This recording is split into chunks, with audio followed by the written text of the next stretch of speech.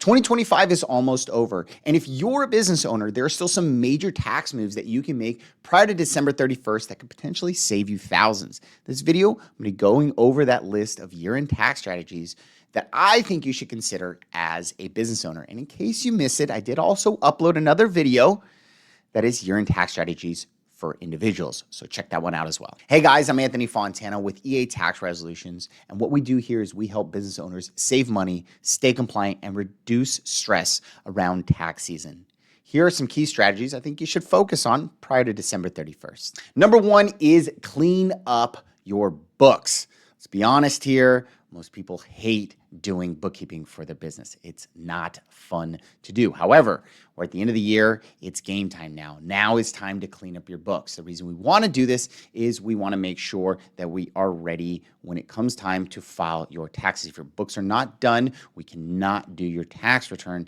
And if we wait too long, then hey, we may miss this deadline. We're missing deadlines. Now we're paying penalties and interest. There is an extension. It's called an extension to file your return, not to pay the taxes. We don't know what your true bill is until we prepare and file that return. And if you're waiting for that to make the payment and you file an extension, we file past April 15th, you will incur the late pay penalty and any interest on that outstanding debt. So we want to avoid that.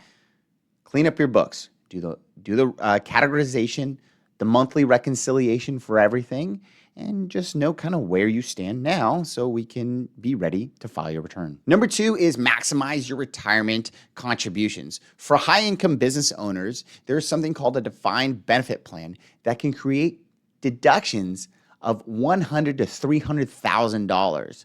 The earlier you set this up, the larger the potential deduction. Number three is contractor and 1099 compliance. You're going to want to get a W-9 signed by all the contractors you've paid over $600 in 2025 ASAP. The reason being is we need to file a 1099 for them prior to January 31st of 2026, as that is the deadline to file these 1099s. If we miss that deadline, you're getting hit with penalties and interest. Obviously, want to avoid that. So let's get on top of that now. Number four is employee bonuses and tax-favored perks.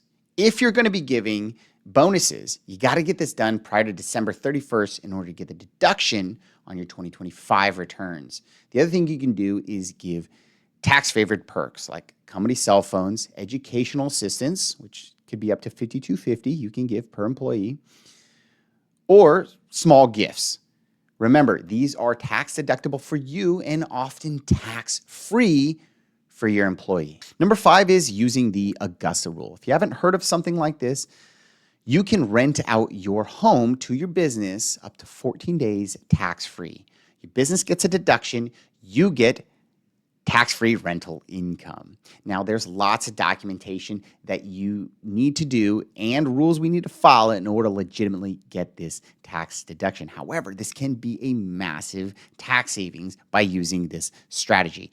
If you're going to use this strategy, make sure you do look into those documentation and those rules around this strategy. Number six is health insurance for S-Corp owners. In order to get the deduction for the health insurance that you're paying for yourself as an S-Corp owner, you need to be making these payments through your business bank account, and they need to be accounted for through payroll and end up on your W-2. Now, if you haven't accounted for this through payroll, we still got some time in order to get this done prior to the end of the year so you can get that deduction on your 2025 tax return. Number seven is to prepay your expenses if you're on a cash basis of accounting. Now, most taxpayers are on cash basis of accounting. Essentially, what that means is we go strictly off the bank statement. What came in as income, what went out is expenses. So to prepay your expenses, maybe something like rent, utilities, advertising, insurance, you are accelerating the deduction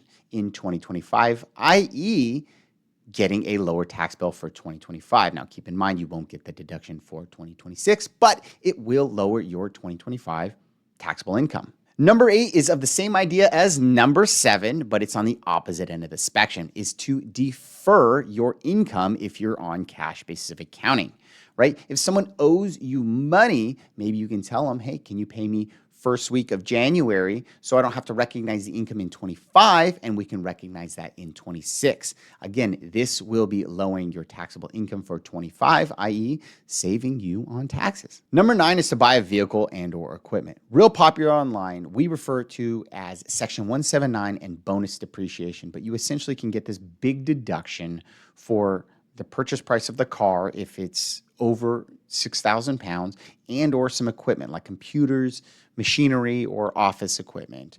This can be a big tax savings on your 2025 return. And if this is something that you were thinking about getting regardless, get it done prior to December 31st. Number 10 is to make the pass-through entity tax payment. Now, what this is you get a federal deduction to pay your personal state income taxes. Now, this is only available for S-Corp owners, partnerships, and LLCs taxed as partnerships. The way that you get this done depends on the state that you live in, as each state has its own rules. It's going to be a big tax savings. If you haven't done so yet, make sure you look into this one. Number 11 is to hire your family. Now, this does have to be legitimate work and properly documented. But if, like, let's say you're hiring your kids, this could potentially be tax-free, or maybe you hire your spouse. Now, all of a sudden, she qualifies for the retirement plan in your business, i.e. lowering your taxes. Number 12 has to do with S corporations, and it is optimizing your salary or compensation. Now, there is a requirement to run salary as an S Corp owner, so if you haven't done so yet, that is definitely something we do need to get done prior to the end of the year. But other things that we want to consider on how much you are paying yourself, it's got to be reasonable, but your QBI or your qualified business income deduction is based on a W-2, potentially, on how much money you make, and retirement contributions as an S-Corp owner is also based on a W-2. So these are considerations we want to make sure that we address prior to the end of the year to save on taxes. Number 13 has to do with essentially looking forward into 2026, but it is reviewing your entity structure. Do you want to be an S-Corp or not? Can this save you on taxes moving forward? I got an S-Corps for Dummies video. I highly recommend checking out, but it is essentially an intro into how S-corporations work, how they save you in taxes, and kind of everything involved. Not everything, but most things involved in what an S-Corp is. But generally, we're thinking to be an S-Corp owner, it makes sense once you start netting anywhere from 50 to 100K and up. It will start to make more sense. Now, there are some exceptions, but nonetheless, generally speaking, that's when it makes sense. We want to be on the lookout to do that now, because maybe it makes sense come January 1st to make the election as an S corporation to save you taxes moving forward. These strategies can save you lots of money in taxes and make for a smoother 2026. The sooner you plan, the more money you can keep. If you need help implementing any of these year-end tax strategies, or you want a personalized tax plan, please don't hesitate to reach out to us at EA Tax Resolutions. There is a link in the description below to schedule an appointment. Thank you so much, guys.